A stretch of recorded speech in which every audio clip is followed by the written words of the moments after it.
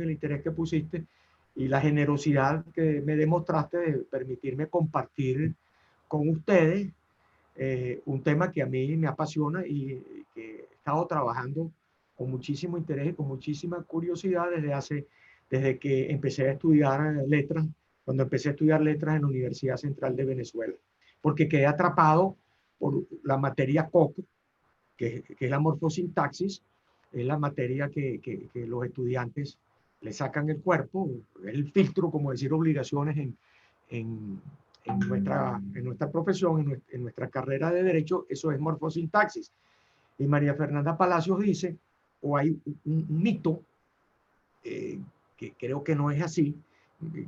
María Fernanda Palacios me dice que ella tampoco cree que es así, está de acuerdo con lo que yo voy a decir, que los que son muy buenos para morfosintaxis no sirven para la poesía, ni para la creatividad, porque es una materia muy técnica.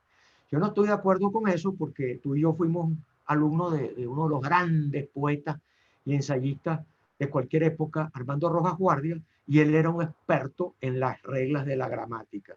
Y los poetas, los grandes poetas, como Jorge Luis Borges, tenían una gran habilidad para usar metonimias y distintas reglas de la retórica para darle mayor potencia, mayor fuerza, tanto a su poesía, tanto a su lírica, como a su narrativa. Entonces, dicho esto, a mí me parece que no es malo, no nos hace daño a los venezolanos ponerle mucha atención sin llegar a los fanatismos y al exceso de purismo, ponerle mucha atención a la forma como hablamos y a la forma como escribimos. Bueno, de entrada digo que los venezolanos tenemos un problema fonético que en el lenguaje académico debemos hacer un esfuerzo, que lo padecemos todos, que es que nos comemos las eses. Entonces, esa es una falla del habla. Pero cuando vamos a ver las reglas más complejas, como el principio de economía del lenguaje, que hay que respetar, o sobre todo los verbos, que era lo que le hablaba hace un minuto a Juan Carlos, nosotros estamos utilizando en el lenguaje académico y en el universitario el lenguaje popular, el lenguaje común. Y me refiero a un verbo que vamos a estudiar más adelante con el tiempo, con lo que sea necesario en este encuentro, que es el verbo haber, que es la forma como identifican los colombianos, los españoles, los argentinos, los chilenos, al hablante venezolano para saber el grado de educación y de sofisticación intelectual que tiene. El problema es la pluralización del verbo haber. La pluralización del verbo haber está prohibida. Y ya vamos a ver qué es lo que pasa. Entonces, yo voy a hablar también de eso. Voy a hablar del desdoblamiento, de la violación cada día más agresiva por parte de los venezolanos, de todas las tendencias políticas, del principio de economía del lenguaje. Vamos a ver cómo se está utilizando el lenguaje coloquial de otros países, se está utilizando en el lenguaje académico venezolano como esa expresión que se llama a lo interno, que es una expresión del dialecto comunicacional de República Dominicana, que aquí algún politólogo, algún intelectual la hizo suya, creyendo que estaba hablando de una manera muy sofisticada, y ahora uno ve a la gente que en lugar de decir en el interior o dentro, utilizan a lo interno. Y eso no lo acepta la academia ni lo acepta la Fundeo. Se ha dicho de paso, me voy a estar refiriendo constantemente a Fundeo, porque la Fundeo es esta página que creó, entre otros, Alexis Grigelbo, que tiene el apoyo del Banco, el Banco Provincial Español, ¿cómo se llama? El Banco Bilbao Calla, y de otras instituciones, pero el que la diseñó y la promocionó fue Alex Grigelbo, que es un gran lingüista, un gran gramático, redactor de la guía de estilo del país, y que los colombianos lo hicieron miembro de la Academia de la Lengua Colombiana. Este es un hombre muy importante en estos temas, ha hecho grandes aportes. Yo voy a hacer algunas referencias a él a propósito de la palabra que aquí también se ha popularizado, conversatorio, para ver cuáles son sus sugerencias. Pero yo cito mucho Fundeo, porque Fundeo, por lo menos, eso es una regla de conducta en la Escuela de Letras. Cualquier duda que uno tiene, se la pregunta a Fundeo. Y Fundeo, si no tiene la respuesta al momento, se tardan 48 horas más o menos en responderte, pero ahí están aclaradas todas las dudas, y esta es una de ellas, la utilización de a lo interno. Entonces hay que tener cuidado, porque si uno va como representante de la Asociación Venezolana de Derecho Tributario a hablarle a los argentinos, uno tiene que tener cuidado, porque ellos no ven con buenos ojos que esto que está ocurriendo en Venezuela después del proceso revolucionario, de la llegada de Chávez al poder. Entonces, esto es lo que vamos a hablar en estos 40 o 45 minutos. Pero entro a la gran pregunta que sirve de título a esta tertulia, a esta conversación que tenemos con ustedes, no conversatorio, ya me voy a referir a eso. Por cierto, un paréntesis, la palabra la impone el hablante, de manera que cuando una palabra se usa masivamente, porque el hablante la usa, esa palabra va a entrar al diccionario. Lo que no puede hacer el hablante es violentar las reglas de la gramática. Esas que defendió Andrés Bello, eso no se puede hacer. Entonces, con la palabra webinar, yo tengo mis reservas, las tuve, porque la Real Academia Española y Fundeo dicen que hay que utilizar seminario virtual, como hacen ellos. Dos profesores de la Universidad Metropolitana, que yo estimo y valoro mucho intelectualmente y también personalmente, que son Carl Crispin, fue el primero que pensó una campaña para que no usemos la palabra webinar, pero Andrés Stambuli, que escribió la política extraviada, que es un libro canónico para los politólogos, o sea, que es el director del doctorado de la Universidad Metropolitana, ha dicho reiteradamente en su cuenta de Twitter y en los foros que participa que esa palabra debía ser prohibida. Yo no soy tan radical como ellos. Yo no la utilizo porque quiero ser leal a las reglas que nos mandan de las academias, que son academias de todos, porque son academias donde está también la academia nuestra. Entonces, pero ya la palabra webinar se está imponiendo. Yo no tengo mucho problema con eso. Yo sí tengo problema con a lo interno, y con la pluralización del verbo haber es definitivamente algo inadmisible. Ahora, la gran pregunta es, ¿a qué se debe que los venezolanos no estamos hablando mejor que antes de 1999? Yo no voy a entrar a este complejo tema filosófico de este libro canónico que estuve consultando para ver si lo referí aquí, Global Revolution, del profesor Berman.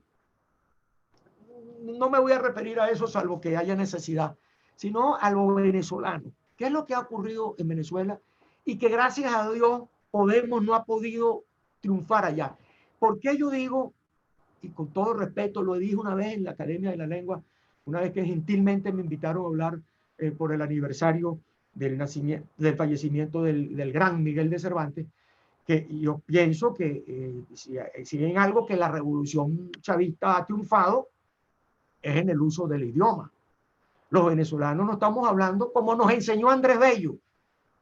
En el verbo haber hay varias reflexiones en la gramática de Bello. O sea, nosotros no estamos hablando como nos enseñó don Andrés Bello, el padre Barnola, Alexis Márquez Rodríguez, Gustavo Díaz Solís, el gran maestro Ángel Rosenblatt, fundador del Instituto de Filología Andrés Bello, que hoy dirige mi querida profesora de morfosintaxis, Consuelo González. La gente no está hablando como ellos nos dijeron que debíamos hablar. Estamos hablando como Chávez nos puso a hablar. Y voy con eso. Y este es el problema que a mí realmente me perturba. Porque alguien dijo, bueno, eso lo ha dicho mucha gente, entre ellos Orwell, al quien vamos a mencionar ahora, cuando habla de la política y el lenguaje. cuando la política somete al lenguaje, estamos perdidos. Y vamos a ir a Orwell, a un gran autor que era un hombre de pensamiento. Nosotros no estamos hablando como nos hablaba Juan Carlos a mí, Armando Rojas Guardia, cuando nos dio ese maravilloso curso de Jorge Luis Borges, sino como Hugo Chávez hablaba, como él quiso que nosotros habláramos. Y cuando yo veo un texto universitario o académico que desdobla el lenguaje, ahí está la huella de Hugo Chávez. Entonces, esa es una pregunta que tenemos que hacer. ¿Cómo hemos llegado a ser culturalmente sometidos? Y le pido disculpas si estoy exagerando, pero es como yo lo siento. Yo siento que vamos a hacer a un camino, vamos a la derrota lingüística, porque eso de hablar como habla una persona que degradó el lenguaje no nos conviene a todos. Y no es políticamente correcto desdoblar el lenguaje. Entonces, voy a empezar a analizar puntualmente los problemas que tenemos. Entonces, vamos a decir el problema gordo, el macro problema. ¿Cómo vamos a escribir y cómo vamos a hablar? Y estar conscientes de eso. Nos decía a nosotros, a Juan Carlos y a mí, Armando Rojas Guardia, ese gran poeta, que cuando él iba a escribir su poesía, cuando iba a escribir su obra ensayística, el primero agarraba a Jorge Luis Borges, abría el libro de sus obras completas y la página, y abría y donde caía, ahí leía un rato. Porque esa buena lectura de ese hombre con ese hombre renacimiento que fue Borges, le daba a él el ritmo de su prosa. Un poco lo que hacían los franceses del finales del siglo XIX, como Balzac, que ellos, y varios más, que ellos leían el Código Civil francés, es lo que decían, porque estaban muy bien escritos para tomar el ritmo de la redacción y de la gramática. En el caso de Rojas Guardia, yo me acordé de una cosa que nos decía a nosotros Óscar Palacios Herrera, cuando yo estaba haciendo el doctorado en la Universidad Central de Venezuela, que estábamos en Santa Mónica. Eran dos casas. En uno estábamos haciendo el doctorado en Derecho y al lado estaban los que estaban haciendo la especialización en tributario, que era muy prestigiosa porque la dirigía Florencio Ramírez, y los de laboral. Una época de oro del posgrado. Nosotros, el doctor Palacios Herrera tenía detrás de su escritorio una colección de libros clásicos del derecho. Colegui Capitán, Messineo, Lorán, Baudrillard, Cantenerí, tenía varios libros ahí. Y a mí me llamaba la atención, porque él era muy puntual, que siempre yo lo veía leyendo. Cuando yo entraba, yo le tenía mucho respeto. Yo fui gran amigo de su hijo, pero era de esas personas que uno tenía por malhumorado, pero no lo era. Era un hombre serio, pero era un tipo con una gran personalidad, pero infundía muchísimo respeto. Entonces un día le dije: mire, doctor, me perdona, yo quiero hacerle una pregunta. No pasa, siéntate. Porque usted todos los días está leyendo un libro clásico y todos los días es uno distinto. Yo lo estoy observando. Me dice: porque yo leo entre 15 y 20 minutos, a veces 10 minutos, entre 10 y 20 minutos, un clásico de estos. Porque eso te da mucha capacidad analítica y mucha vocabulario jurídico. Caramba, qué bueno, voy a tratar de ponerlo en práctica. Bueno, eso es una recomendación de dos personas en dos momentos distintos de mi vida, que me dieron más o menos el mismo consejo que yo comparto con ustedes. Entonces, la claridad en la redacción la buena lectura puede ayudar a la claridad de la redacción, que es el punto que voy a tocar más adelante. ¿Por qué los abogados ahora, después del COVID-19, una tesis que estoy compartiendo, que he pensado y que la quiero compartir con ustedes también, tenemos que aprender a redactar con mucha precisión, como lo quieren las academias, como lo quiere este libro que está aquí, que nos está invitando, el manual de estilo Garrigues, que es muy bueno, pero este libro, que ya es un libro oficial, nos está diciendo cómo tenemos que redactar, y a eso voy. Vamos a empezar con el desdoblamiento gramatical. Para después del desdoblamiento gramatical voy a pasar a hablar unos minutos del tema verbal, el asunto del problema verbal. ¿En qué consiste el desdoblamiento gramatical? Yo tengo aquí el artículo 21 de la Constitución de Venezuela, que es el origen de todo esto, que ahora ha repercutido en España y en algunos países de América Latina. La izquierda se ha hecho eco de este artículo del lenguaje chavista para ellos también empezar con el desdoblamiento. El artículo 41 de la Constitución, el que lo tenga le pido que lo lea, yo lo tengo para los ejercicios finales copiado para que lo analicemos, pero eso lo voy a dejar para el final o para un taller que pudiéramos hacer. En el encabezamiento de este artículo, solo los venezolanos y venezolanas por nacimiento y sin otra nacionalidad podrán ejercer los cargos de presidente o presidenta. Y ahí sigue. En el encabezamiento tiene 12 desdoblamientos. En la parte de 5 líneas, en una versión de Bruegel, que es muy pequeña, letra pequeña, tiene 5 líneas, hay 5 desdoblamientos más. Hay 17 desdoblamientos. ¿Qué pasa con este artículo? Bueno, este artículo fue objeto de análisis por la Academia de la Lengua. El señor del Bosque escribió unos artículos que yo los tengo todos, se pueden conseguir en Google, pero yo los puedo compartir con ustedes, donde él vio con mucha preocupación que una constitución se hayan incluido en un solo artículo 17 desdoblamientos. ¿Qué es lo que ocurre? En primer lugar, ¿cuál es la política revolucionaria involucrada en esto? Bueno, que yo estoy incluyendo a la mujer en el lenguaje, el género femenino. Pero hay una regla de oro que está hasta Bello la explicó, que los sustantivos no marcados incluyen el género femenino. Y que además, así como el derecho tributario, el derecho constitucional, todos los derechos, el derecho civil, se guían sobre la base de principios, el lenguaje también tiene un principio rector, que es el principio de la economía del lenguaje.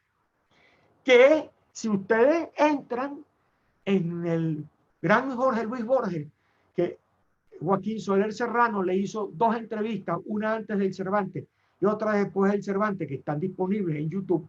La primera, Jorge Luis Borges se detiene a explicar esto.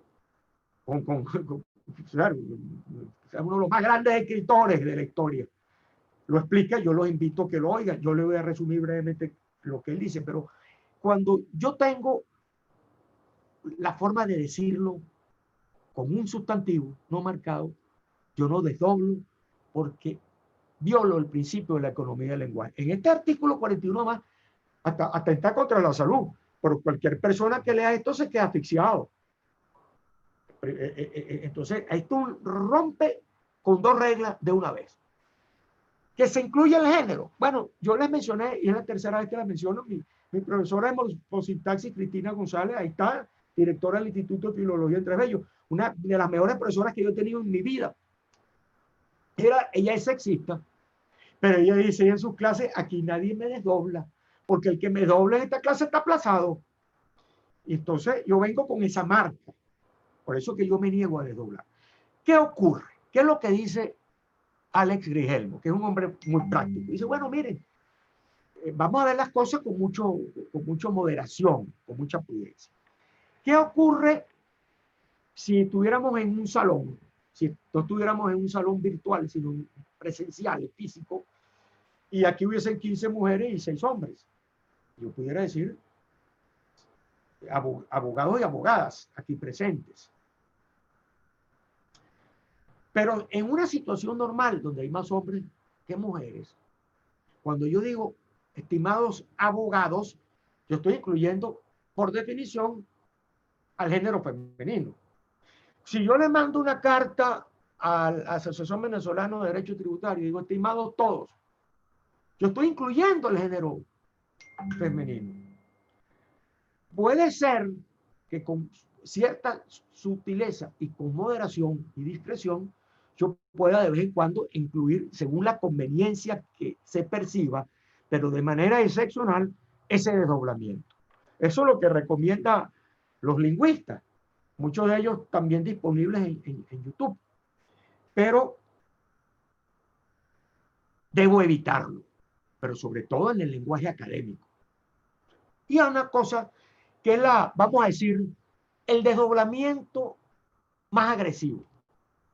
Es cuando ahora, y eso está en la RAE, eso lo ha tenido que aclarar la RAE varias veces en Twitter, que ponen no ponen un signo lingüístico, sino un símbolo, el arroba, todo.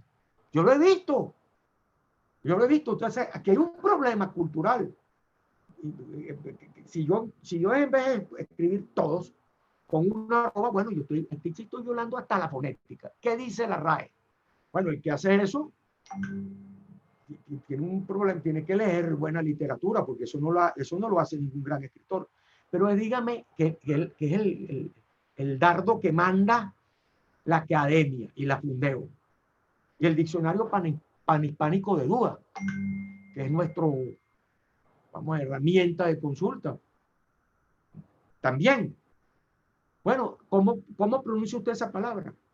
Usted está incluyendo, sustituyendo un signo lingüístico por una figura que no es un signo. Ahora, ¿cómo lo pronuncia? Pregúntenle a los que escriben eso, que lo pronuncien en español o en castellano, cualquiera de los que prefieran llamar a nuestro idioma español o castellano. Para mí es válido las dos. Les es válido las dos por lo siguiente. Y como esto es una conversación, les voy a decir una vez, como nota al pie de página. Cuando uno estudia español de América, la profesora que yo tenía, la primera pregunta que hacía todos los años, era una fija: ¿es español o castellano? La respuesta es muy sencilla. El castellano, y eso lo sabemos todos, es el idioma, el dialecto de los castellanos. Pero los españoles tienen distintos lenguajes, dialectos: el catalán, el vasco, el gallego, etc. Entonces, un catalán se entiende con un castellano, con un navarro, con un vasco, en español.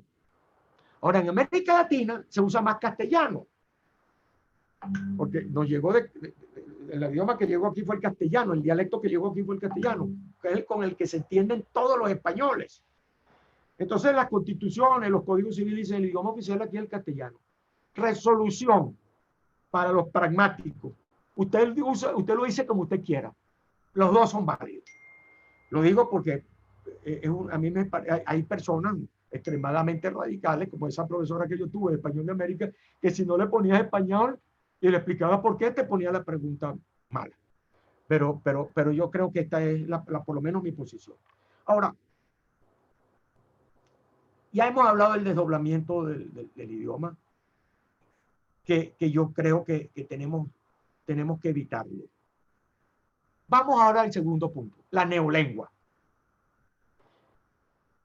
Y aquí viene, yo tengo este trabajo que no me canso de mostrar, porque aquí hay un trabajo de Carlos Leañez, que es muy bueno.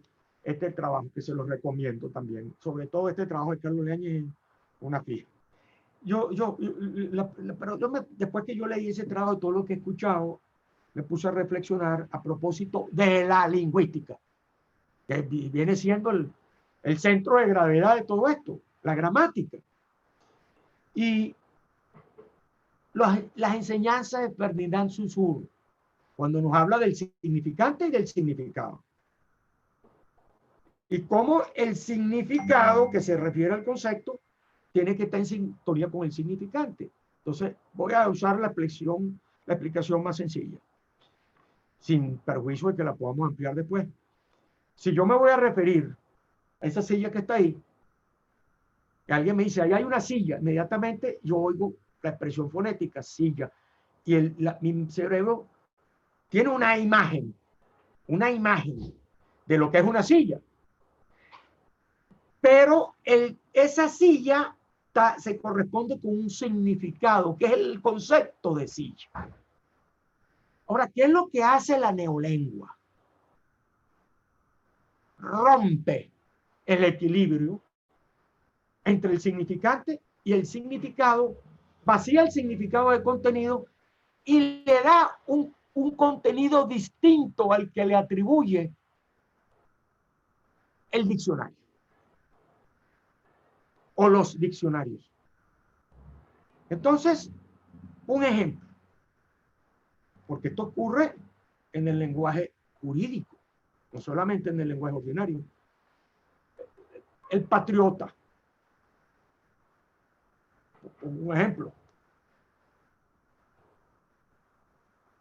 Aquí hay muchos patriotas, a mi modo de ver, entre ustedes. Bueno, puedo escogerlo a cualquiera. Andrea Rondón, mi querida exalumna, está haciendo un trabajo maravilloso. Puedo escoger a cualquiera de ustedes. Elvira Dupuy, Aneta Nia. Aquí, bueno, estoy viendo a las mujeres, todas muy admiradas. Ellas, todas estas mujeres que están aquí.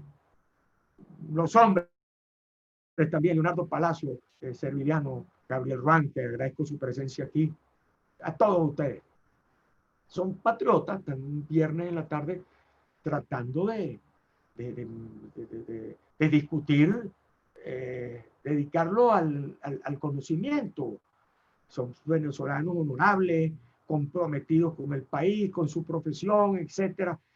Todos los que están aquí son profesores universitarios. Esos son, a mi modo de ver, patriotas. Ayer decía yo, Jorge Russell, que se le está haciendo un importantísimo homenaje a los procesalistas. Ahorita debe estar hablando Román Duque Corrado, un patriota, una persona que llegó a ser juez de la casación penal, empezó como alguacil, alguacil escribiente, secretario de un tribunal, juez de municipio, juez de instrucción, cuando había tribunales de instrucción, juez de primera instancia, magistrado de la sala de casación penal, presidente de la sala de casación penal, profesor universitario, autor de obras, caracterizado por su probidad y su coraje. Ese es un patriota, le están rindiendo homenaje, pero es él para un señor que anda con una camisa roja y que representa un proyecto político con el cual yo me permito disentir. Este señor es un traidor a la patria. Entonces usted está viendo la misma persona vista de dos maneras distintas, según usted tenga una posición política u otra. Pero realmente el concepto de patriota no puede cambiar. Es el mismo, antes, durante y después de la revolución. Pero en el discurso revolucionario, en la neolengua, el patriota solamente es el que es incondicional con ese proyecto político que ha traído a Venezuela a esta situación. Bueno, eso lo inventó un señor llamado Fidel Castro cuando llamaba a los cubanos que se tuvieron que ir, cuando vieron llegar aquel horror, se tuvieron que ir a Miami y lo llamaban los gusanos batisteros. Entonces ya el gusano no es ese animal rastrero, sino un ser humano que se tuvo que ir porque era un perseguido político. Ahora pasó a ser gusano y todavía usan eso es neolengua revolucionaria y violatoria de la dignidad humana, sea dicho de paso. Entonces, como parte de la neolengua, yo señalo aquí bueno, camarado y camarada, camarada y camarado, empiezan a hacer improvisaciones lingüísticas inaceptables, personas y personas, millones y millones, todo eso. Y en esa neolengua yo tengo anotado, en el texto escrito, yo tengo anotado como parte de la neolengua el uso del símbolo arroba para sustituirlo por un signo lingüístico en el pretendido intento de incluir el género femenino. El género femenino no se incluye porque yo desdoble el idioma. Se lo digo a los revolucionarios. Creando la igualdad de condiciones a las mujeres en todos los espacios. En este gobierno hay más hombres que mujeres. Y la mujer venezolana, los derechos de todos los venezolanos, pero los de las mujeres están muy golpeados. La madre venezolana, que carece de suficientes elementos, alimentos y medicinas para poder atender a sus hijos, darles una educación. O sea, una mujer venezolana, la maternidad aquí no está garantizada.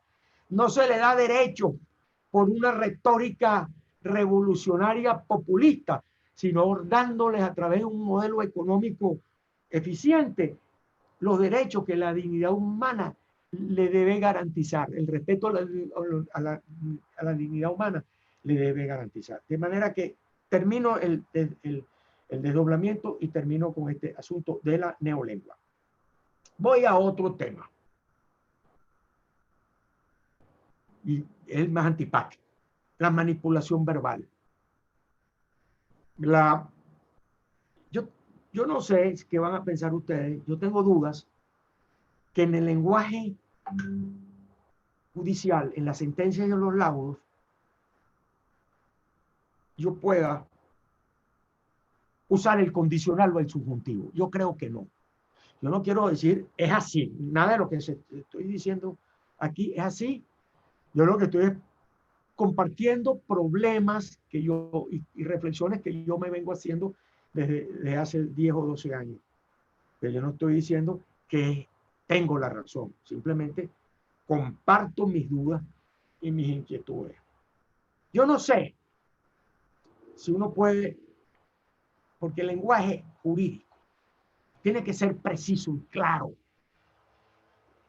Y si yo puedo utilizar el verbo en condicional o en subjuntivo. Yo creo que hay que evitarlo, para decirlo también de una manera muy moderada. Hay que evitarlo. Pero lo que no se puede defender es que se utilice la conjugación verbal violando las reglas de la gramática. Ahí voy con el punto, un punto que quiero destacar. El verbo haber. ¿Qué es lo que pasa con el verbo haber? Yo escribí en un trabajo que publicó el doctor Alan Bruguera, un libro donde salieron un grupo de ensayos sobre el derecho y el COVID y el post-COVID-19. Ahí hay un trabajo mío que estoy ampliando, estoy agregando algunas cosas, pero ahí está, en ese libro, yo explico lo que está sucediendo con el verbo haber. Y ahí está la cita de la página, las explicaciones de Andrés Bello y de la gramática, la última edición de los dos tomos de la gramática española, lo que dice Andrés Bello y las explicaciones que da y cuáles son los riesgos que tiene la conjugación de este complejo verbo. La gramática española, la de 2 tomos, creo que en el tomo 2 dice, en el lenguaje popular de Andalucía, la gente pluraliza el verbo haber, en ciertas zonas de Andalucía. Pero en el lenguaje académico no se puede pluralizar el verbo. ¿Qué es lo que pasa con el verbo haber? Y voy a tratar de explicarlo o decirlo de la manera como a mí me lo enseñaron. La manera más sencilla, para que no se lo olvide nunca esta enseñanza, que repito, no es mía, es de mi profesora, que lo insistía mucho. El verbo haber no tiene sujeto. No tiene sujeto. Es un verbo impersonal que carece de sujeto. Entonces, ¿qué ocurre? Como nosotros estamos acostumbrados al sujeto, y aquí lo que es un complemento directo, inmediatamente le metemos el sujeto. Y ahí viene el choque. Voy a dar un ejemplo. Aquí los tengo anotados, para ser bien preciso, aquí tengo varios ejemplos.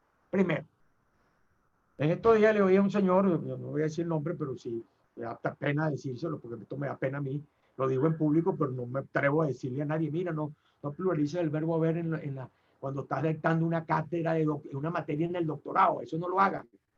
Salvo que sea una persona que sea Juan Corodi, que es como un hermano. Bueno, a él sí le tengo la confianza como para decírselo.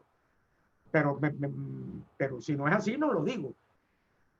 Hubieron varios juicios contra fulano.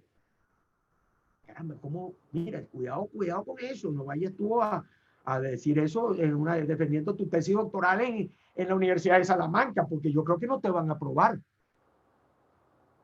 Tú no puedes decir, hubo varios juicios contra fulano porque siempre se conjuga en la tercera persona del singular y no hay sujeto, carece de sujeto, olvídate del sujeto en ese verbo.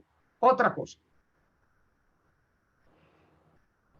más complicada, habrá o habrán, seguimos con el singular, es habrá una inflación y habrá una cantidad de problemas, no es habrán muchos problemas. Y esto es difícil si no se vuelve un maniático y conjugar este verbo varias veces. Una cosa que está prohibida por las reglas canónicas, es decir, habíamos 20 personas en la fiesta. ¿Y cómo entonces me incluyo yo? ¿Qué te dicen la gramática y los lingüistas? Muy fácil. Tú dices, había mucha gente en esa fiesta y incluido yo. Pero cuando habíamos, bueno, mire, está bien, en el lenguaje popular sí, en el lenguaje académico no, que es lo que yo pretendo decir. Bueno, este es un verbo que yo recomiendo mucho comprar los libros de Ángel Rosenberg, Buenas y Malas Palabras, y con la lengua de Alexis Márquez Rodríguez. Alexis Márquez Rodríguez escribió sobre este verbo. Bueno, ustedes lo pueden ver porque está disponible en las redes. Infinitas veces, porque lo explicaba en la columna que él tenía, que tomó después que se murió el padre Barrola. Bueno, Arturo Uller Pietri, me acuerdo que escribió un artículo sobre eso, tratando de decir, mira, este verbo, a ver, no tiene sujeto, porque es un verbo impersonal, es un verbo complicado, y hay que estudiarlo si vamos a expresarnos en un lenguaje, en un mundo académico. Bueno, termino con esta parte antipática, pero me perdonan que voy a pasar por pesado, tengo que compartirlo porque pues, mi deber, si me invitaron para hablar de esto, tengo que decir lo que he investigado. Yo tengo aquí las citas de la Real Academia, tengo, por ejemplo, la cita del diccionario de la lengua, tengo todo en el trabajo ese que publicó el profesor Burger Caría, está todo respaldado con citas, respetando las citas, las reglas de la cita, me refiero 2, 3 líneas en el texto, no 20 líneas, eso hay que evitarlo. Y también me voy a referir un momentico a eso. Entonces, con eso termino el asunto de los verbos. Llevo 35 minutos, tengo que acelerar la marcha, porque quiero hacer unos ejercicios prácticos. Si es que puedo compartir la pantalla, pero seguro que ustedes me van a ayudar. Aquí hay otro asunto. Bueno, ya lo dije. El lenguaje y la mentira. Hay un artículo que se llama La política y el lenguaje inglés, que lo puedes bajar en inglés o en español, de George Orwell. Ese artículo es muy corto, es de unas 4 o 5 páginas. Es un artículo que cita mucho la guía del estilo de la revista The Economist, que está aquí. Ellos lo citan en la segunda página. Mira, nosotros nos orientó mucho este artículo de Orwell, que era una cabeza privilegiada. No solamente era un creador, era un pensador, un ensayista. Esto es un ensayo notable. Él explica la relación entre el lenguaje político y la mentira. El lenguaje y la mentira. Para decir, cuando el político quiere caer en la mentira, utiliza unos truquitos que los abogados los conocemos más o menos bien. Los eufemismos, las peticiones de principio y las fórmulas vagas y oscuras, la ambigüedad. Entonces, este lenguaje político que se caracteriza por cuando hay mucho eufemismo, mucha vaguedad, mucha ambigüedad, mucha petición de principio, pongamos atención a esa sentencia que podemos estar cayendo en el tema de la manipulación del lenguaje y en la neolengua. Esto se da a la mano, por supuesto, con la aparición de la neolengua, que en nuestro caso es del año 1999. Este asunto de la política y el lenguaje tiene mucho que ver, a mi modo de ver, con lo que hemos estado viviendo los venezolanos en los últimos años, que empezamos con una ideología marxista, por lo menos en la argumentación jurídica, como la defendió Delgado Ocando en su trabajo Derecho, Revolución y Derecho, que está publicado en el tomo 4 del libro Homenaje a Rafael Caldera, que es un trabajo que pasó inadvertido, pero que él lo puso a vivir con mucha vigor en el discurso de inauguración del año judicial del año 2001, y dictó una serie de sentencias que sirvieron de marco teórico para lo que vino después con la revolución jurídica. Y un profesor de la Universidad Católica de Derecho Probatorio se encargó de aquella macrotesis marxista diseñada por Delgado Ocando, que sabía de lo que hablaba, no era ningún improvisado, un tipo que había estudiado en Alemania y había hecho un doctorado ya, o sea, que sabía lo que estaba hablando y sabía lo que estaba haciendo, que dicen todos que fue el inspirador de lo que pasó aquí en 1999 con aquella sentencia del 19 de enero de 1999 y todo lo que pasó con el proceso revolucionario a partir de los aportes de los juristas a la revolución. Todo eso después le dieron vida con muchas sentencias muy puntuales, muchas que ustedes conocen. Y, salvo que haya tiempo, yo las tengo también mencionadas, las que yo considero más emblemáticas, pero eso fue lo que pasó. Pero más recientemente hemos empezado con una cosa muy sofisticada, que hay alguien que sabe, ahora es Carl Schmitt, el pensador alemán que le sirvió de fundamento al nazismo. Pero hay una cosa que quiero decir brevemente. A Carl Schmitt, a propósito del lenguaje, hay que ponerle mucho cuidado y hay que estudiarlo con detenimiento. Diego Bautista Urbaneja, uno de nuestros más ilustres pensadores, politólogos e historiadores, en un trabajo que publicó la Fundación García Pelayo, él dice que para quienes se formaron en el Instituto de Estudios Políticos al amparo de Manuel García Pelayo, había una referencia intelectual ineludible, que era Carl Schmitt. Y los politólogos de la Universidad Central de Venezuela, por la importancia que le dio García Pelayo, pudiera referirme a un libro que yo acabo de hablar de un chileno, porque Carl Schmitt fue a vivir a España después, allá fue muy bien acogido y tuvo mucha relación con Tierno Galván, Rico Tierno Galván, que fue alcalde marxista, alcalde del Partido Socialista Español, fue alcalde de Madrid, pero era un constitucionalista muy sofisticado. Morodó, este que vino acá, de embajador, y García Pelayo, se conectaron mucho con él. Entonces, hay que entender muy bien toda la estrategia política y jurídica de Schmitt, que es yo lo leí estos días para un artículo que escribí en el Nacional, en la mañana con una taza de café, porque es una cosa muy densa. Y él habla ahí de dos cosas, del dilema amigo-enemigo. Al amigo todo, al enemigo nada. En el lenguaje político se humilla al enemigo con esta neolengua agresiva, como lo hemos dicho, y se enaltece al amigo. Es un patriota, es un héroe. Bueno, hay otra cosa que no es parte de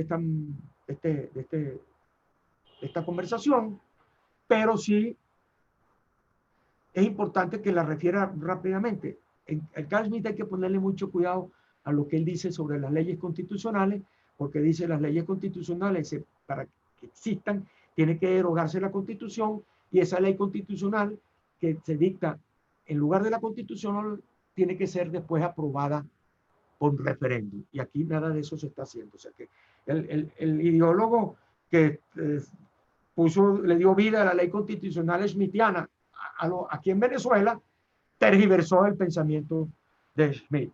Pero en el dilema amigo enemigo, en ese dilema también se monta el asunto de la neolengua. Voy a pasar rápidamente al estilo para ir a los ejercicios. El estilo. El estilo jurídico, en mi opinión, y es la idea que tiene este manual que les acabo de mostrar, es que los abogados debemos tratar de expresarnos de manera semejante o equivalente. Que un abogado que hace un escrito en España, ese escrito lo puede entender un abogado en Venezuela, y un abogado chileno puede ser entendido sin problema por un abogado venezolano.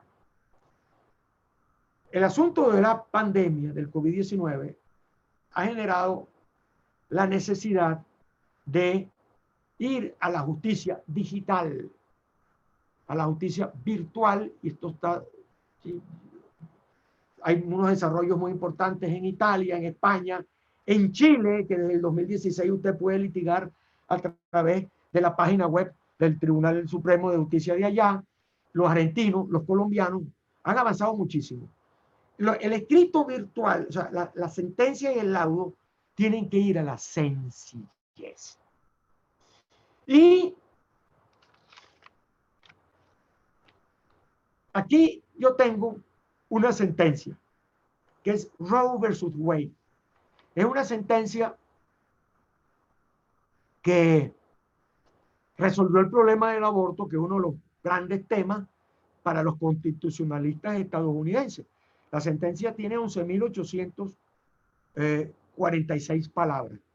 Yo ayer estuve viendo una sentencia, la sentencia que declaró, pueden escoger la que ustedes quieran, la sentencia que declaró que no era necesario la consulta popular en la constituyente del 2017, tiene casi 50.000 palabras.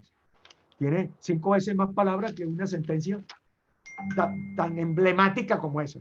Si ustedes agarran cualquier sentencia venezolana y le miden las palabras y la comparan con una sentencia europea que está abordando el mismo tema, vamos a llevarnos una sorpresa. Entonces, el estilo jurídico debe responder a algunas reglas. Son las siguientes. En primer lugar, además del dominio de la conjugación verbal, frases cortas. Uso del punto de seguido, usar más el punto de seguido que la llamada coma ambigua. Frases que eviten, salvo en los casos que sea realmente necesario, la frase subordinada. ¿Qué dice el manual la guía esta del estilo? Que es lo mismo que dice la guía del estilo de todos los libros que usted puede leer en inglés o en francés. De legal writing. El de Garrigues, que a mí me gusta mucho. Frases cortas, con muchos puntos y seguidos, y párrafos también cortos. Párrafos de 25, 30 líneas que expresen una sola idea, y oraciones de 20, máximo 25 palabras, con mucha utilización del punto y seguido. ¿Qué es lo que yo veo en porque esa sentencia? Coma y coma y coma y coma. Ya lo vamos a ver en las resoluciones que han impuesto, han reabierto los tribunales y han establecido la justicia virtual. Es un ejercicio que vamos a hacer. Entonces, frases cortas, mucha utilización del punto y seguido, evitar la frase subordinada, y párrafos también cortos, cada párrafo una idea. Hay un problema, la metodología o el método. Vamos a hacer, Emilio Urbina y yo, una videoconferencia el miércoles que Taormina tuvo la gentileza de acompañarnos, porque yo estaba hablando con él a propósito de una tesis que revisé de la Católica, y yo le dije, mira, esta tesis yo no la puedo aprobar, porque con todo el dolor del alma, porque hay un problema en la redacción que es inadmisible en una tesis doctoral. Aquí hay palabras aquí hay una falla tremenda. Entonces aquí, y hablé con él y mira, ¿cómo puede ocurrir eso? Me di cuenta de algo. Bueno, creo haberme dado cuenta de algo que simplemente mucha gente no sabe. Tenemos que ponerle atención a los estudios de pregrado y a las especializaciones. Hay que ponerle mucho cuidado cómo son las tesis que se están presentando. Y aquí va un problema que yo he visto en la cantidad de veces que he sido jurado y tutor, gracias a Dios.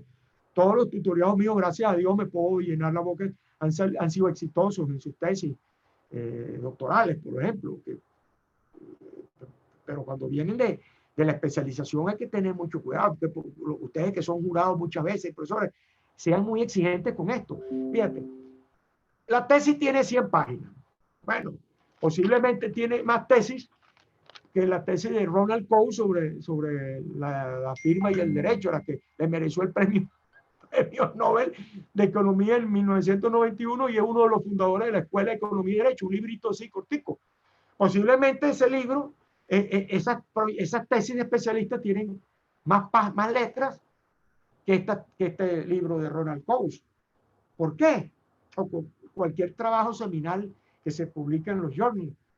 Porque agarran y te meten una cita. No, como dijo la doctrina, como dijo fulano, como dijo la jurisprudencia, y te meten, y te meten, y te meten, y te meten citas.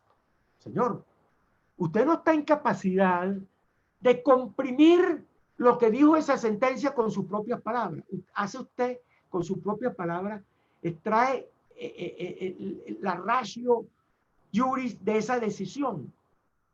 Dígame, ¿cuál es la regla de derecho que hay con sus propias palabras? No me copie todo. Y empiezan a copiar los artículos. Bueno, sentencia, jury no va curio. Bueno, ¿para qué va a copiar ese artículo? Y en los recursos de casación, porque el artículo tal dice tal, y te lo copian completico y te copian el otro. 20 páginas. Aquello no lo puede, pienso, el que hace el que va a redactar la sentencia le tiene que dar dolor de cabeza. Eso está prohibido por las reglas de metodología y tener claro cuál es el método del derecho que vamos a utilizar. Eso hay que tenerlo claro. Entonces, eso no puede ser. A mí me contó alguien que fue a buscar trabajo en un bufete de Nueva York, que se había graduado de él en la Universidad de Harvard, y fue, mira, no, si tú cumples con los requisitos, ven acá, ¿tú quieres trabajar aquí? Sí, ven. Le dieron 2 sentencias, le dieron, métete en ese cuarto, vente dentro de 3 o 4 horas, y si quieres te vienes mañana, y me escribes cuál es el precedente ahí, si es que lo hay. Entonces, si tú me puedes reducir en 5 líneas el precedente, tú vas a trabajar aquí. Si no lo puedes hacer, vete por otro lado. Es un ejercicio muy bueno. Entonces, el estilo jurídico breve y preciso, evitar las citas. El que va a hacer una cita de estas interminables, por favor, no lo haga. Redúzcalo. En una tesis doctoral, por supuesto, usted tiene que demostrar en el marco teórico que usted investigó la fuente originaria. Pero esa investigación no significa que usted va a copiarme en el texto toda la... El doctor Melichio Orsini me decía a mí, tú citas, entre comillas, a Carneluti, si lo que está diciendo Carneluti es realmente necesario citarlo en el texto, entrecomillado. Y entonces las citas son sobrias de 2 o 3 líneas. Pero no, yo no puedo citar a Carneluti 4 páginas. Tengo que extraer lo que él dice y la frase más feliz, bueno, si la quiero destacar, la destaco en el texto. Bueno, ya dije lo de los dialectos extranjeros. Yo tengo aquí muchas otras cosas, pero ya tengo 50 minutos. Quiero utilizar los minutos finales para con ustedes. No sé si esto se puede hacer participativo. Unos ejercicios que yo tengo los podamos resolver entre todos, tipo taller. Me sirve a mí mucho para nutrirme también de ustedes, que me interesa mucho lo que ustedes piensan sobre esto. Voy a terminar diciendo algo de Jorge Luis Borges, y no me canso de citarlo, es lo siguiente. En esa entrevista que les mencioné al principio, que está en YouTube, que le hizo Joaquín Soler Serrano, en ese programa llamado A Fondo, en la primera entrevista, él explica cómo hacía él. Eso es muy interesante escucharlo y verlo. Por supuesto, estaba ciego, pero el lenguaje del cuerpo era muy interesante, aún siendo ciego. Cuando él estaba escribiendo un poema o un cuento o un ensayo, y quiera escoger una palabra, entonces inmediatamente él se hace un campo semántico con la palabra. Entonces, en ese campo semántico que inmediatamente ubica mentalmente, busca los sinónimos, los antónimos, eh, las palabras afines, creo que usa a su lado. Y entonces, ¿cuál escoge? Jorge Luis Borges escoge la palabra sobre la base de dos reglas. La que sea del lenguaje común, no la del lenguaje sofisticado, complejo, la rebuscada, no. La del habla común, primera regla. Y si tiene dos palabras que significan lo mismo, una larga y una corta, escoge la corta. Entonces, esas son reglas que uno extrae de la literatura. Yo con esto termino. Les doy las gracias a las 21 personas presentes por haber tenido la paciencia de escucharme. Les pido disculpas por la falla. Tengo, no puedo seguir extendiéndome. Tengo aquí un documento que se lo mandé a Juan Carlos. Yo voy a tratar, yo no soy muy ducho en esto de compartir los documentos. Voy a ver si lo puedo hacer, pero me interesa mucho compartir con esto un ejercicio.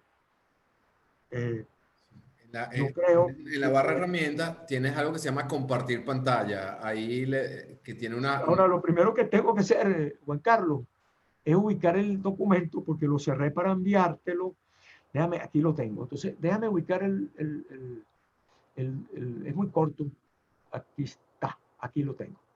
Aquí está el documento. Entonces, voy a hacer lo siguiente. Me ayuda en Juan Carlos, le digo simplemente compartir pantalla, ya le di. Sí, compartir Aquí está. pantalla. Aquí está. ¿Lo están viendo? En unos minutos está cargando. Ya lo vemos. ¿Lo ven? Perfectamente. All right. Entonces, déjame cerrar aquí. Pero yo no lo veo. Pero lo importante es que lo vean ustedes. Están viendo, yo les voy a preguntar, Juan Carlos, si quiere me orientas aquí. Aquí hay un texto que es la Constitución de 1999, artículo 41. ¿Lo están viendo? Lo vemos, Ramón. Ajá. Ven lo que tengo subrayado, todos los desdoblamientos. Sí, correcto. Están resaltados en amarillo. Ahora, aquí hay uno que me hizo sentir muy feliz, que es este. Este que estoy marcando aquí, lo voy a poner en rojo. No dijeron fiscala. ¿Ok? Bueno, eso es un artículo que nos perjudicó mucho. Ahora, podríamos hacer esto en un taller entre amigos de pana, como el que hicimos nosotros, Juan Carlos, con Armando Rojas Guardia. Podríamos hacerlo por Zoom, un grupo de amigos. Yo quisiera tener un grupo de amigos para que hagamos ejercicios. Los amigos me corrigen mis textos y entre todos nos corregimos unos a otros, porque es la mejor forma de mejorar la redacción, con la práctica y con los amigos corrigiéndose mutuamente. Mira, y ustedes me pueden decir, ojalá puedan hablar. Aquí este es un segundo considerando que lo escogí porque he estado leyendo todo esto y ustedes pueden escoger cualquier otro. Este es el segundo considerando de la resolución de la sala plena del 1 de octubre sobre la justicia virtual y la apertura de los tribunales.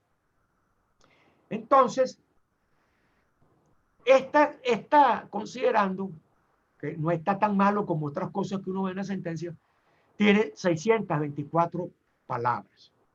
Entonces yo me dije a mí mismo, a los efectos de compartir esto con ustedes, bueno, ¿cómo lo reduzco? ¿Cómo lo puedo? Como hace Ramón Hernández en sus talleres. Aquí, bueno, aquí se me repitió esto, o sea que son menos palabras todavía. Aquí cometí un error. Como le hacían a uno en los talleres de ensayo de la escuela de letras, el profesor y los demás te iban podando lo que tú escribías. O sea, con esa poda, yo llevé esto a 253 palabras. Bueno, aquí evitando el gerundio. Entonces, redacción sugerida. La redacción sugerida empieza aquí. El Ejecutivo impuesto medidas necesarias para la protección de la salud de los venezolanos. En este sentido, punto y seguido. A mí me gusta mucho el punto y seguido. La Comisión Presidencial contra el COVID-19 ha dictado medidas de flexibilización parcial para reactivar varios sectores de la sociedad. Basta. Ese es el considerando. No este palabrerío que hay aquí. Miren este. Le voy a decir algo a propósito del COVID-19, porque yo lo escribo en minúscula. Bueno, Fundado dice, lo puedes escribir como quieran. Lo puedes escribir así, lo puedes escribir de esta manera, lo puedes escribir así, o en minúscula. Yo lo escribo en minúscula porque The Economist lo escribe en minúscula y el Nacional lo escribe en minúsculas también, pero usted lo escribe como quiera. Eso no hay ningún problema. Yo lo escribo en minúscula porque una cosa que tenemos los abogados es meterle las mayúsculas a todo. Por ejemplo, académico va en minúscula, no va en mayúscula. Academia va en mayúscula. El presidente va en minúscula, no en mayúscula. Entonces, nosotros tenemos una tendencia a elevar las mayúsculas a todo. Bueno, este es el dispositivo 5. Tiene 957 palabras. Si tú le quitas el ridículo y cursi desdoblamiento, tú reduces a 309 palabras. Bueno, aquí hay un pequeño ejercicio muy sencillito, pero que yo quería compartir con ustedes para resaltar que es importante que nos pongamos a hacer ejercicios nosotros para ver, pescándole la falla a la sentencia. Eso sería en una materia que se pueda dictar, en un taller, en una de las universidades, sería muy bueno, agarre sentencia y redúzcala, haga un ejercicio. Una cosa que quiero aprovechar, el 29 de este mes, le vamos a hacer un homenaje a Roger Farrell, fundador del CETCA. Y tenemos un evento que yo quisiera que ustedes lo ayuden a patrocinar, porque Roger Farrell, que peleó en la guerra de Corea, él fue de la Marina, es un economista de la Universidad de Brown, se vino a Venezuela, después se fue a Colombia, fue presidente de General Electric, fue presidente de General Electric de Venezuela, presidente de la Benanchan, y él es un fundador, promotor e impulsor del CETCA. Y Roger Farrell, a sus 87 años, su hija es una de las 3 o 4 mujeres más importantes del JP Morgan, y él podría estar en Nueva York, pudiera estar en el sur de Francia que le encanta, pudiera estar en Miami, y está en su casa de Prados del Este. Yo le dije, caramba, Roger, ¿tú por qué escogiste Venezuela para quedarte? Dice, yo me quedé aquí y de aquí no me voy. Y te voy a decir por qué. Y me llevó a la terraza. Ese día cayó un palo de agua. Y yo la semana que viene tengo que volverlo a visitar, lo cual es muy grato. Tiene una terraza ahí muy linda, donde viene la guacamaya. Me dice, mira, yo tengo que ir acondicionado, no tengo que prender. Mira estos árboles, mira este cerrito que tengo aquí atrás. Los venezolanos, la gente más hospitalaria. Pero aquí todos los días tengo en la mañana 20 guacamayas. Para un americano que quiera disfrutar de una cosa como esta, necesita trabajar todo el año. Yo lo tengo todo el día, todo el año. Y de aquí no me voy. Yo dije, caramba, eso me emociona mucho porque los venezolanos en esta tragedia, muchos se quieren ir. Y tú escogiste este país para vivir. Doblemente contento del homenaje que te vamos a hacer. Él está preparando una ponencia sobre el laudo arbitral. Y les doy una primicia. Él va a vender la idea con la que yo comparto, que los laudos arbitrales acá en Venezuela tienen que ser muy sencillos, muy cortos y con un lenguaje muy preciso. Entonces, y yo soy de los que cree que los centros de arbitraje deben tener su propia guía de estilo. Tengo esa idea en la cabeza, no sé qué piensan ustedes, pero sí va a ser muy útil que muchos de ustedes son árbitros, que nos pensemos en la necesidad de que los textos jurídicos sean breves y precisos y claros, y entre ellos los laudos arbitrales. Bueno, yo no hablo más, termino. De nuevo le doy las gracias. Tengo una hora exacta. Quisiera oír las preguntas de ustedes, por favor. Muchísimas gracias, Ramón. Encantado con tu cordial, amena, familiar exposición. Sentíamos que estábamos en un salón de clase, Ramón. De verdad, muy agradecido. Te voy a leer aquí algunos de los comentarios que tenemos en el chat. Sí quisiera decirte que yo en mis clases de finanzas públicas siempre tomo una clase como un taller de redacción. Yo creo que una de las deficiencias que adolecen los programas de derecho es que no hay un taller de escritura legal, de redacción legal. Debería ser un seminario, incluso yo diría que debería ser una materia obligatoria, ¿no? Entonces, para nuestros estudiantes de derecho. Carlos Murga dice, nos saluda a todos. Elvira Dupoy señala lo siguiente: Ramón, maravillosa disertación la del día de hoy. Te escucho y me parece oír a Luis Ignacio Mendoza, comenzando mi carrera profesional. Lo que dice sobre la forma correcta de redactar textos jurídicos, lo aprendí de él. Juan Cristóbal Carmona, a quien saludamos con mucho afecto, dice: excelente presentación, Ramón, útil y grata. Señalaba Smith que el pueblo era propiamente masa, que adquiría una identidad por adhesión a un líder carismático y por enfrentamiento al enemigo, entre comillas, enemigo Juan Cristóbal. Cuando hay población pero no hay ciudadanía, el pueblo no es más que una hoja en blanco en la que se escribe a base de neolengua, el gobernante que más temprano que tarde termina convertido en dictador. Una reflexión de Juan Cristóbal Carmona. Juan Corodi, secretario de la asociación, dice lo siguiente: querido Ramón, muchas gracias por tu importantísima disertación, pero sobre todo por la manera apasionada, docta y útil de transmitirla. El hombre razona cuando interpreta. En este sentido, quisiera saber tu opinión sobre la técnica de redacción de normas respecto al uso de conceptos jurídicos indeterminados versus la interpretación auténtica, cuando la propia ley define el concepto. ¿Cuál de las dos es la más adecuada o cuándo es bueno usar una o la otra? Muy buena pregunta esa. Por cierto, esa pregunta también se la hicieron a la candidata a sustituir a sustituir a Ruth Bader Ginsburg en la Corte Suprema de los Estados Unidos. Creo que fue el lunes que yo la vi, porque aquello fue una clase muy interesante de teoría constitucional angloamericana, muy interesante. Mira, yo te voy a decir una cosa, Juan, y te agradezco la pregunta. No la veo aquí, por cierto. Tu pregunta de las otras la pude leer aquí. La tuya no la veo en el chat que está disponible, por lo menos para mí. Esa pregunta, yo te confieso algo. El otro día estaba hablando con James Otis de esto y lo voy a compartir con ustedes. Yo sí soy admirador de Antonín Scalia,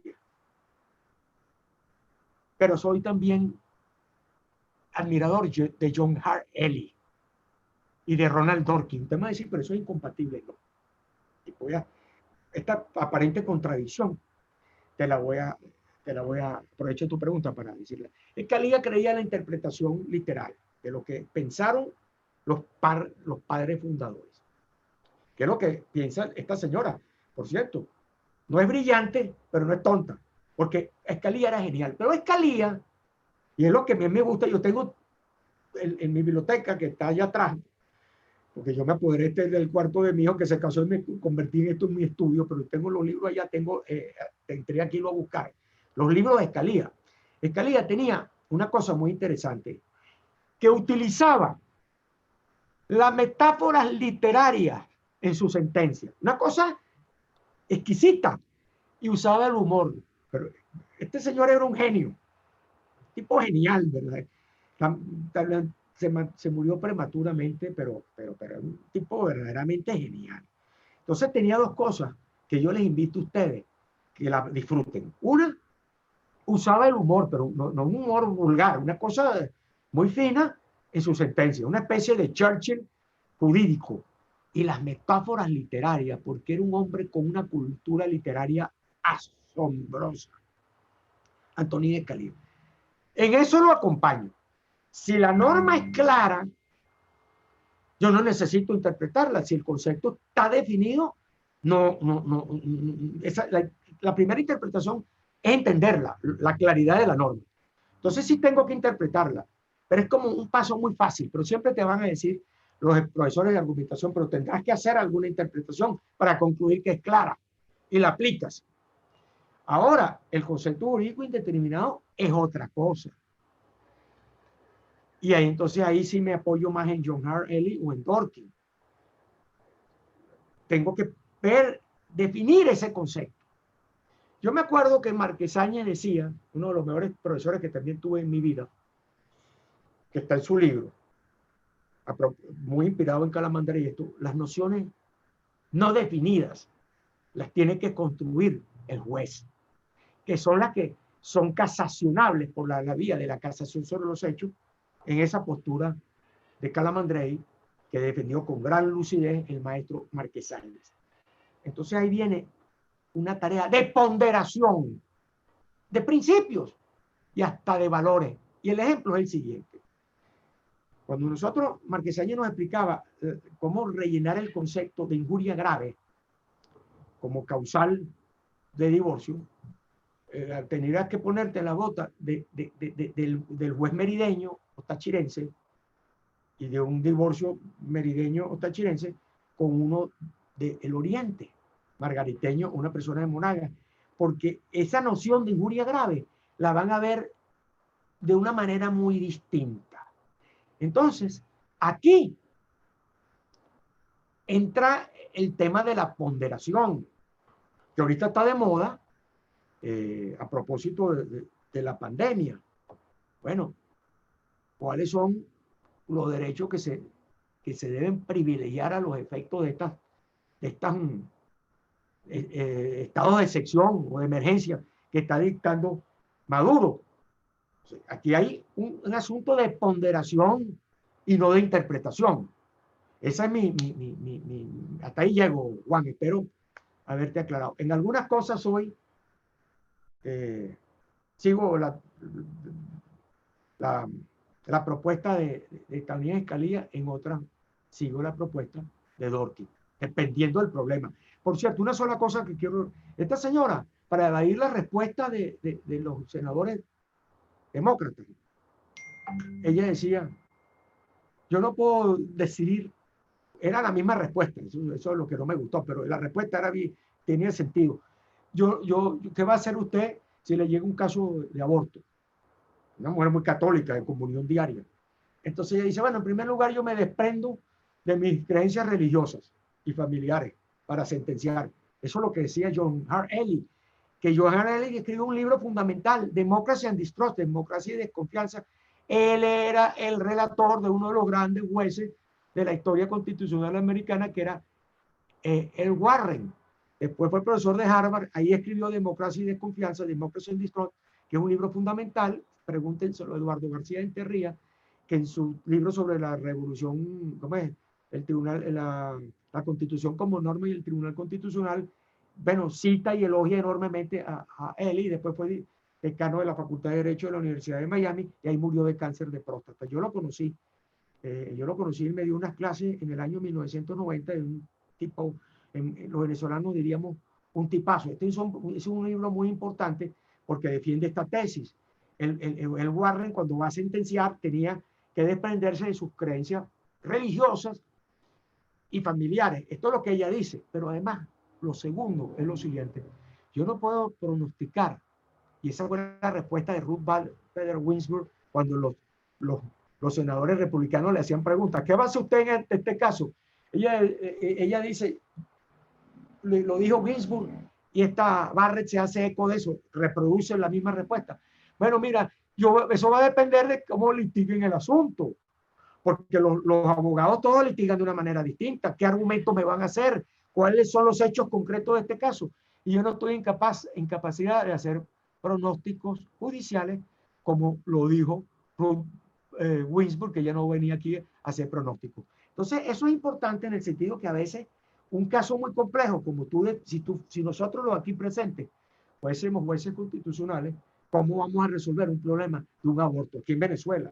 Entonces, ese es un problema muy importante para los americanos. Para nosotros es más bien tabú.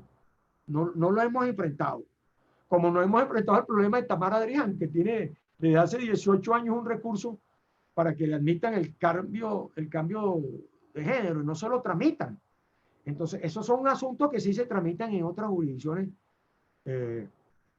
constitucionales, pero eso va a depender mucho de nuestra cultura y de nuestro estado, incluso de la situación política. Me salí de la respuesta, Juan. Mira, tengo varios comentarios. Lo que te voy a pedir, Ramón, es que tratemos de ser breves para atender las preguntas de nuestros asistentes. Andrea Dígame. Rondón, consecuente amiga de estos encuentros virtuales y que también nos acompañó con un temazo acerca de la corrección política, señala lo siguiente: buenos días, agradecida por esta tertulia, especialmente en estos momentos. Excelente como siempre, profesor. Su aproximación a estos temas recuerda la columna Con la lengua de Alexis Márquez, o los talleres de la profesora Palacios con la Fundación Valle de San Francisco, o las clases del doctorado con la profesora Lloris. Totalmente de acuerdo con su advertencia sobre el uso del lenguaje en estos 21 años.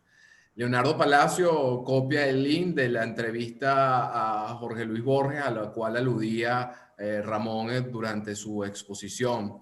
Iván López Ruiz dice: excelente exposición, gracias por la oportunidad de escucharla. Elvira Dupuy te compra la idea de los talleres entre amigos de redacción legal y dice: la idea es fantástica, yo me anotaría. Carlos Murga, felicitaciones por tu exposición, oportuna y pertinente. Iván López Ruiz dice: ya no podemos decir que estamos webineando en un webinar. Entiendo que Iván también hace uso del sentido del humor, del derecho constitucional al humor. Gabriel Ruán, decano de la ABDT, dice: muy buen tema, Ramón, deja mucho. Aunque lo había escuchado antes, lo aprovecho igual ahora. Leonardo Palacio, nuestro expresidente, a quien saludamos, dice: en nombre de la Cámara de Caracas, le tomo la palabra para la elaboración de un manual para el Comité de Arbitraje, la Cámara de Arbitraje de Caracas. Juan Corodi dice, bueno, esta fue la pregunta que antes te había No me la formulado. vuelvas a hacer para no extenderme. Gabriel Roan creo formula una admonición muy importante. Es deseable que los abogados seamos menos verborreicos y repetidores. Totalmente de acuerdo. Yo creo que es así. La erudición, el conocimiento no se mide en función de las palabras, ¿no? Y que creo que es uno de esos engaños. Del ejercicio del derecho en Venezuela. Leonardo Palacio dice: el tema debe intensificarse. Maravillosa exposición. Preocupa la constante portoricación del lenguaje a nivel profesional. Manuel Iturbe, nuestro vicepresidente, dice: excelente exposición. Muchas gracias, profesor Ramón Escobar León, por compartirnos sus criterios y comentarios sobre la lengua y cómo se ha alterado en la revolución. Taormina Capello dice: brillante, gracias, profesor Escobar. Interesante su posición sobre la interpretación, que una vez hice al profesor Luis Mejía y su respuesta fue que era totalmente incompatible apoyar una u otra teoría. Aunque tengo mis reservas, es sumamente interesante su posición. Gracias de nuevo y muchos saludos. Bueno, Ramón, creo que tu exposición ha despertado interés, ha despertado muchas creo que reacciones positivas. Después yo te escribiré porque me encanta la idea de este taller. Yo creo que lo que mejor que podemos hacer en la construcción de un derecho más robusto y un ejercicio más profesional y excelente es precisamente cuidar nuestro lenguaje. Y bueno, te tomaré la palabra. Ramón, si quieres despedirte, que antes de dar la palabra a Elvira Dupuy, que tiene un mensaje final para nuestra audiencia. Bueno, yo primero pido disculpas que me extendí mucho en la pregunta de Juan Corodi, pero como dicen que la culpa siempre es de los demás, yo no soy culpable de nada. La culpable en esta casa siempre es mi esposo, yo no tengo culpa de nada. El síndrome de enemigo externo le voy a echar la culpa a él por haber hecho esa pregunta, a Juan, mi querido amigo. A Elvira, bueno, le mando un gran abrazo. Vamos a armar ese grupo, vamos a pasarla muy bien y vamos a aprender mucho porque vamos a aprender uno del otro. A Gabriel Ruán, a Juan Cristóbal, mis amigos, colegas de la academia, les agradezco mucho que se hayan hecho presentes aquí. Lo siento como un apoyo, que agradezco. Ambos muy admirado intelectualmente y muy querido en lo personal. Elvira, la abogada muy destacada y también muy admirada. Yo quisiera escuchar que me den el enlace de la conferencia que les dio a ustedes Andrea Rondón, que me interesa mucho ese tema, y yo también sigo mucho a Andrea y también la admiro y la respeto mucho. Está en nuestro canal de YouTube, pero te lo envío, te lo envío. Me dice, me mandas el enlace. Simplemente, Juan Carlos, muchísimas gracias. Me he sentido muy bien con ustedes.